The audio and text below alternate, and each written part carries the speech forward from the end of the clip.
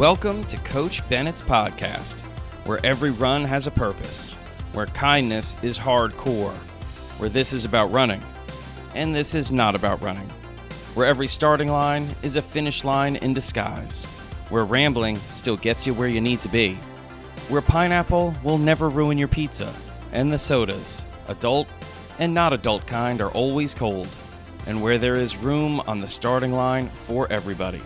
I'm Coach Bennett. Thank you for letting me be a part of your day. Let's get started. Welcome to another episode of Coach Bennett's podcast, and this is going to be a great one. But before I get into this great episode, let me first tell you thank you for listening. I usually save that for the end, but this time I'm going to start with it. Thank you for listening to the podcast, and thank you for sharing the podcast. Thank you for being a consistent listener to the podcast. And I'll tell you where this is coming from. Well, one, it's coming from my heart and my soul, but it's also coming from all of you that have been sharing your end of the year Spotify Wrapped, and the amount of you that have been sharing the fact that Coach Bennett's podcast is one of your top podcasts, if not your top podcast for 2025. It's overwhelming. It's overwhelming. So thank you for listening, and thank you for sharing the podcast, and thank you for celebrating the podcast. Thank you for being a part of this community that has grown around Coach Bennett's podcast. I really appreciate it. And if Coach Bennett's podcast ended up on your end of the year Wrapped, share it. Tag me. Let me celebrate with you, because it means a lot. Now, this episode's going to be a good one, and it's because it's timely. That's right. I'm not exactly sure what I'm going to call it, but it's basically how to end your year running. Now, I was thinking, how to finish your year by starting more runs. I don't know. I was starting to get all complicated, and I was like, no, let's not get witty with the title. Let's just be straightforward, and it's how to end your year running. And I'll tell you what, I know, because I have access to these numbers and these metrics, this is the time of the year where people stop running. It's true. There's a huge fall off in runs being started in December. Now, at the beginning of January, there's a huge spike, which makes sense. We're going to talk about that later in 2025. I know there's not much left in 2025, but one of these next episodes, we're going to talk a little bit about what happens at the beginning of the year, but I want to talk about the end of the year, and I want to talk about this as an opportunity. I want to talk about how the end of the year, since it is consistently year in and year out, one of, if not the weakest parts of the year for runners, well, let's just accept it, and let's take advantage of it. Let's take advantage of the fact that we know the end of the year is when it's hard to run. It really is. And that's going to be the first thing I want to talk about right now. The first thing I want to call out. If we're going to end the year running, we need to be honest. Let's not be liars. Let's just acknowledge the fact that December, especially the second half of December, is a tough time to run for so many reasons. I mean, I'm in the Northeast. I'm in Jersey.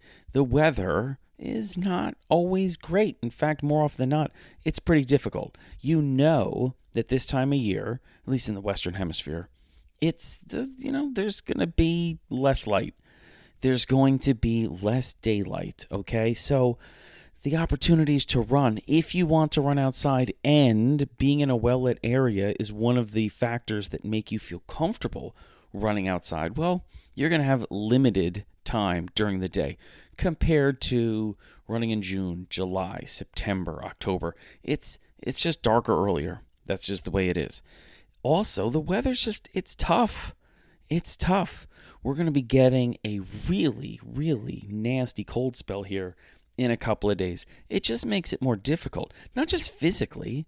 It makes it more difficult to be motivated to go for a run. Now, we can play all sorts of games with ourselves. We could say, Oh, there's no bad weather. There's just soft people. Believe me, heard it, understand, know where it comes from, the sentiment. It's just not true. I mean, there is real difficulty getting out the door to go for a run when the weather's terrible, and for real legitimate reasons. It's not because you're soft, it's because it's more dangerous sometimes to go for a run in frigid temperatures, in icy conditions. That's just reality. Pretending it's not makes you a liar. The other thing is you can be unprepared to do that, or at least feel unprepared to do that. And when you feel unprepared to take on something like a run in very frigid temperatures or in inclement weather, well, you're not comfortable. And when you're not comfortable, you're less likely to have a great run. And that leads you to question whether or not you should even go for a run. A valid question, too. So I think the important thing here is to begin with just being honest. It's hard to go for runs at the end of the year, just from weather situations, okay? I haven't even started to talk about obligations you have, potentially with work or with life, just family, relationships, the holidays, your obligations that you have in your life that make it tough. Because guess what? Those obligations that you have, they require your time. They require your effort, which means they require your energy, which means it's not easy to go for a run after a long day at work, a long day of family responsibilities, and then on top of that, the obligations that you have around the holidays. And listen, I love the holidays. Absolutely love the holidays. But they're a lot of work. Again, just be honest. I know it's nice to be like, oh, what do you mean the holidays are the best? I love the music. I love the weather. I love the decorations. So do I. But you gotta put the decorations up. You gotta go and get gifts for family. You have to be at certain functions that you normally wouldn't have to be, that often require traveling at a time of the year where it's not easy to travel. If you pretend like this is the stuff that doesn't have an effect on your training, on your running, on your general physical well-being, and I'm not even mentioning the emotional and mindful well-being, well, then you're just lying to yourself. I mean, if you're telling me, then you're lying to me too, which makes absolutely no sense. What's the point of lying to me? What am I going to do with the truth other than respect you for telling it? So the point here is, at least start with honesty. This is a tough time of year for a whole host of reasons to go for runs. You see, if we can at least start with that, then we can come up with maybe better expectations. Because if you think, well, I'm going to run a ton at the end of the year, knowing full on that that's probably not going to happen, you're setting yourself up for failure. Oh, I need to set myself up to take on great challenges. Okay, I got a challenge for you. Run more at the end of this year than you did last year. How about that? Enjoy your running more at the end of this year than you did last year. There's a good challenge. I don't know why your challenge has to be an almost impossible challenge. Let's just do better. Let's just see if we can do that. So I think it starts with being honest about the situation. The end of the year is a tough time to go for a run, full stop, period, for a whole host of reasons. Now we can at least have a conversation about what we want to do. What are the things that we would like to do? What are the types of runs that we think we can do? Let's just not be liars to ourselves. Let's tell the truth to ourselves. End of the year, it's hard. You know what's going to happen? It's going to release some of the pressure. It is. Your running is no longer going to be this albatross that is constantly flying around you for the last 2.5 weeks of the year, where you're like, oh, another day I didn't run because I had to go shopping. Another day I didn't run because I got out of work late. Another day I didn't run because the weather sucked. Okay, pump the brakes, calm down. Let's just think about this. We know the weather's not going to be great. We know work is going to be tough. We know there's going to be travel. We know there's going to be family obligations. We know there are challenges at the end of the year.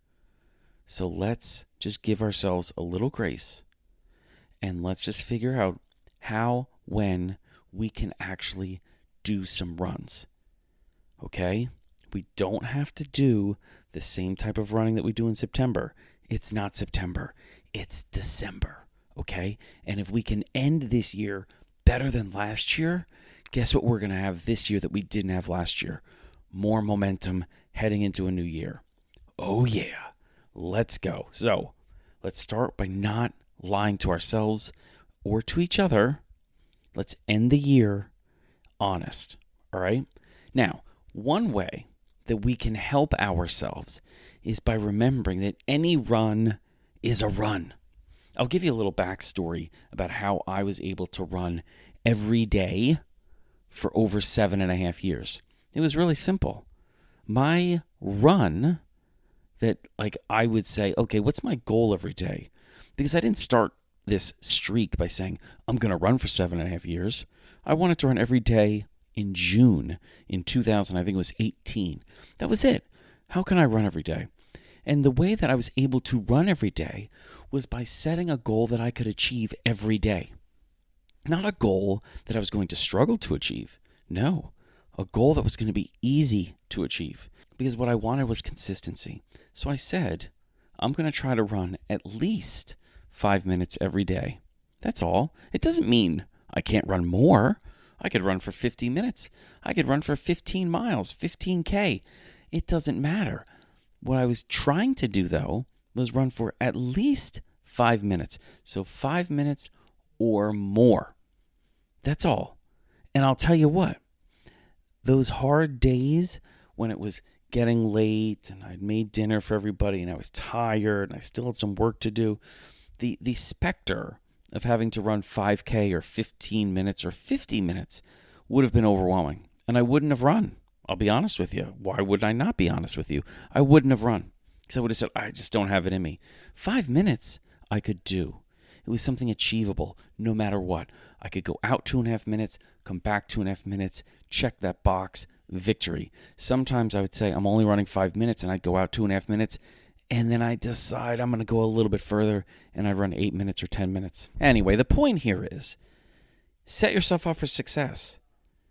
So at the end of the year, if you know it's tough to get in runs, well, one way that you can make it easier to get in runs is to not ask so much of yourself. Don't get stuck in this habit that more is always better. Sometimes more leads to less. So if you think you have to always run 5K, you always have to run at least 50 minutes, well, sometimes what that's going to lead to are less runs getting started. Now, take it from me or don't take it from me. But the reason why I was able to run so consistently was because I made it as easy as possible for me to run consistently. So if you want to end the year running, any run is a run. 1 minute, 5 minutes, 1K, 5K, 15K, 50K. Listen, you get over a starting line, you go for a run, it's a run. I don't need to know how long you went, how fast you went, how far you went. What I need to know is, did you go? So, another thing to think about. Any run is a run. All right, another way you can end the year running is to set a goal. Or don't set a goal. Both of those work. You want to set a goal where I'm going to run for at least 5 minutes every day for the last 2 weeks of the year. Great, that's a wonderful goal. Or how about this? I'm not going to train for anything at all. I'm going to run how I feel like running this year, because the last couple years I've set goals and the stress broke me. The anxiety I had trying to fulfill this goal. Okay, let's not do that. Let's not add anxiety to the end of our year. There's already anxiety at the end of the year. Let's not add stress to the end of the year with our running. Running should be our way that we deal with stress at the end of the year. So if you want to set a goal, if you're excited about setting a goal, if setting a goal is going to lead to better running at the end of the year, by all means do it. If having no goal is going to lead to stress-free running, then believe me, do that. You figure out what's best for you. It doesn't have to be what somebody told you to do. Granted, I'm not telling you to do this. What I'm actually telling you to do is decide for yourself what you want to do. You know you. You know your schedule. You know the difficulties that you are going to experience over the last couple of weeks of the year. Make it as easy as possible. And again, if the motivation and inspiration to run comes from having a goal, whether it's I'm going to try to run 15 times during December, or I'm going to try to run for at least X minutes, X meters, X miles every day or every other day or over the course of the last 2 weeks, whatever works for you, that's fine. Maybe, though, it has nothing to do with a goal. Maybe your goal is to have no goal. Maybe the way for you to run more at the end of the year is to just run any way you frickin' feel like it. Seriously. You want to run for 5 minutes, 10 minutes, 15 minutes. You want to do a speed run. You want to run hills. You want to run on the trails. You don't want to run today. Okay, that's fine. But figure out what works for you. And what you should be thinking about is whatever works for you helps you work better, helps you work more, helps you work more efficiently, helps your work be more inspired. That's what you want to be thinking about. What works for you best, so you have a better chance at being your best. Now, you've heard me say this too. Play running. Play running. You know, in times of great stress, and believe me, if you've been living on this space rock over the last couple of years, you know that one thing that we don't have in small supply is stress. We've got so much stress that we don't even know what to do with it anymore. So one of the ways that I think you will end the year, that you can end the year running, as opposed to end the year not running, is to incorporate play. Look at it as play. These last 2 weeks, look at it strictly as a form of play. Look at it as fun, as a release, as something you're going to look forward to, as opposed to a way for you to, well, this is how I'm going to build fitness, build endurance, build strength, build speed, all of which will continue to happen if you play running. All of which will continue to happen if you have fun running. All of which will continue to happen if you look forward to your running. Now, here's the cool part. If you look forward to it, if you have fun doing it, if you experience joy with your running, you're going to have an easier time building strength, building speed, building endurance. It's just the best, isn't it? But what happens is when we have a lot of stress in our life, running too often becomes just another stress in our life, as opposed to, like I just mentioned, a way for us to, in a healthy way, deal with stress. It doesn't mean if you go for a run and you have a great run and you play running, that the obligations that were there at the starting line are no longer there at the finish line. It doesn't mean you're not going to have to go to family functions, travel for work, deal with bad weather. All of that stuff is still going to be there. It doesn't disappear. Running doesn't do that. But you can finish the run a little bit more recovered, with a little bit more energy, with maybe a little bit more peace in your life, which means you're going to be better able to deal with those things when you cross the finish line of the run. You're going to be able to deal with them better than you could have or would have at the starting line. Let your running help you with more than just your running, especially in the last couple weeks of the year. And one way you can do that, like I said, is just play it. Play it. Now, if you talk to a friend who plays pickup basketball for the last 2 weeks of the year, and you ask her and you say, why do you play pickup basketball during such a busy time of the year? I bet she says something like, because it's fun, because I need to, because it's a release, because it's a way for me to challenge myself, push myself, and do it in a way that I'm enjoying myself because I love playing hoops. Now that's how you should be talking about your running at the end of the year. Why do you run at the end of the year? Because I just love it. It's fun. I push myself. I challenge myself. That's what you want. So look at it as playing running. Ask yourself, are you playing running or is it work? You already work. Whether it's with school or a job, you're already doing work. Let the work you're doing be play, and you're going to do better work. All right, another thing that I think helps is music. Crank it up, baby. Crank it up.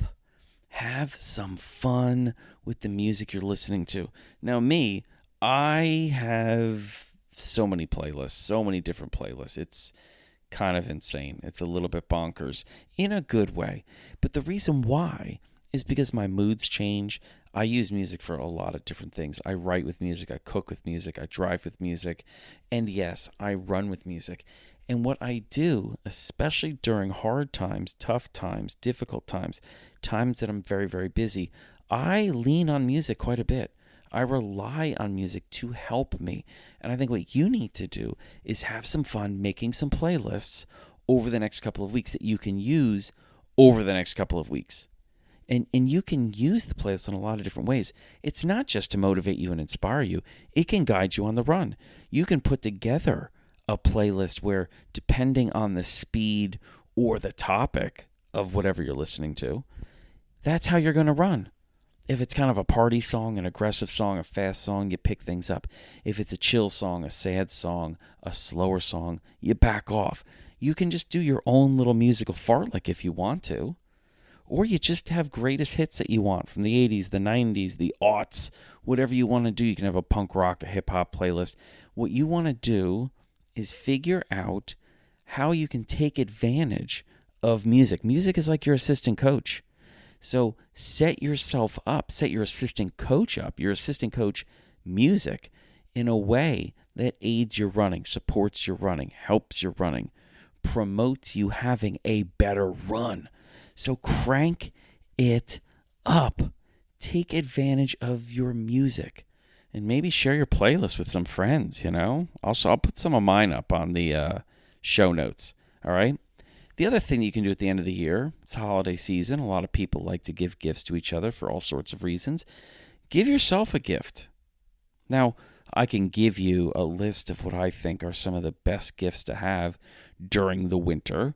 And if you've listened to any of the episodes that I put out around this time of year each year, I tell you my favorite winter running gift is a great winter running jacket.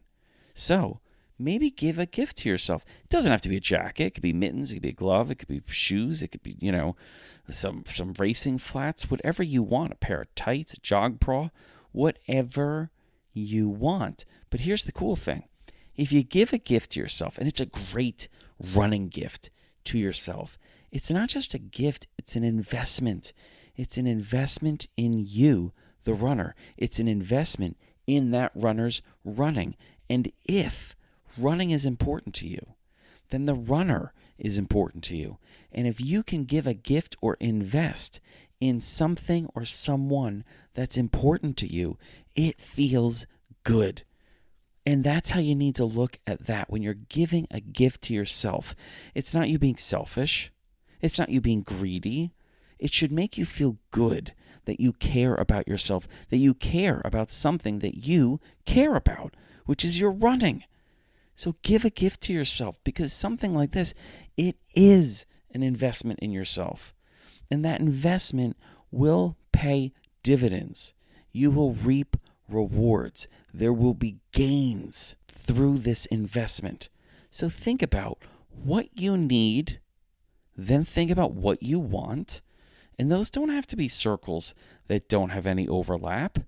These can be concentric circles. Yeah, I said concentric circles. I'm a nerd. The point is, what you're going to find is a couple things that match your wants and your needs. Boom. Get it. Do it. Invest in yourself. You're worth it. Okay? And bonus, you'll be motivated to use that gift. You'll be motivated for that investment to pay off. And that investment pays off the more you use it. Oh, isn't that the best? It is the best. Okay. Last piece of advice, so you can be running at the end of this year, is race, pace, and space. Now, what do I mean by that? Signing up for a race is a great way to keep running, to get yourself running, to motivate you to run. And the cool thing is we can just focus on just race day. Just race day. Race day is a lot of fun. You sign up for a race, you're going to show up. The vibe of the community is amazing. You don't even have to race it. You can just run the race as opposed to race the race.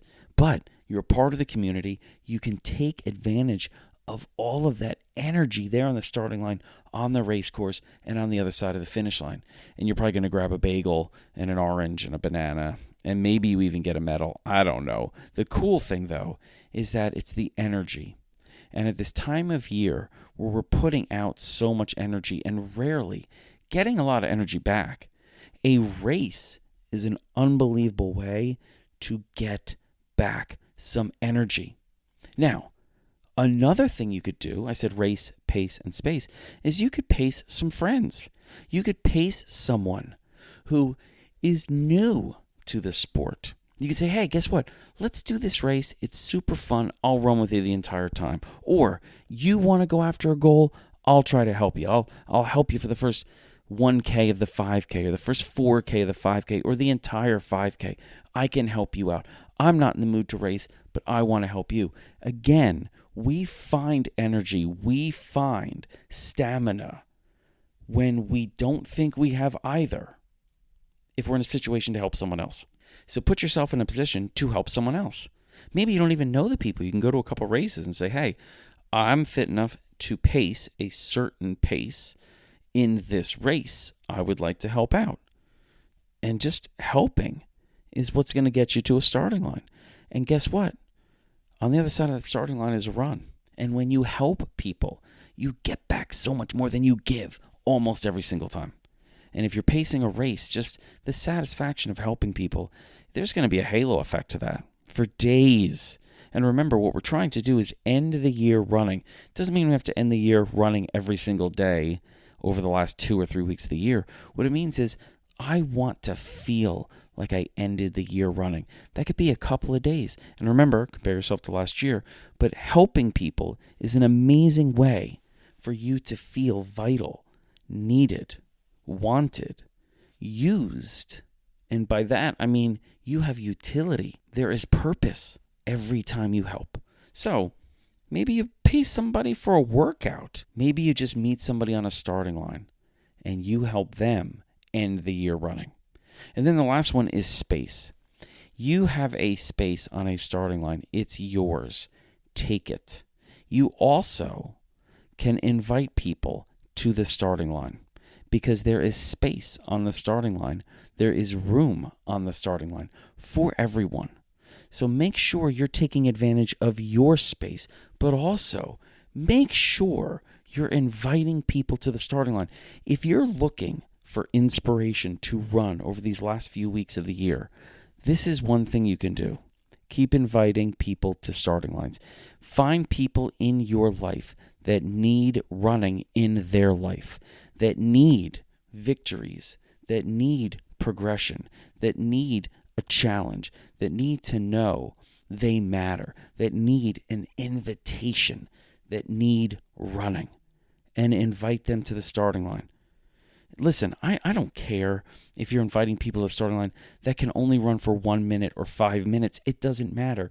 If you're consistently inviting people to the starting line and they get there and you help them cross it and you help them get to their finish lines, you will be running as well. More importantly, you will be sharing the sport. And when we share the sport, we save the sport. And I'll tell you what, when we share the sport and save the sport, we're really sharing the sport with people, which means we're saving people. What a great way to end the year. You have shared the sport with people who now have it in their lives. That's another way that you can end the year running. So, race, pace, or space. All of those work. So there you go. There's a couple of ways, and there are more ways. I know there are more ways. That's the cool thing about doing a podcast with such a great community. There's more wisdom on the other side of the mic, meaning all of you have a collective wisdom that far, far, far exceeds the wisdom I've got. So be sharing that wisdom with each other. Share it with me and share this episode. This episode, which I think it's 130. I'm not quite sure though. I think it's 130.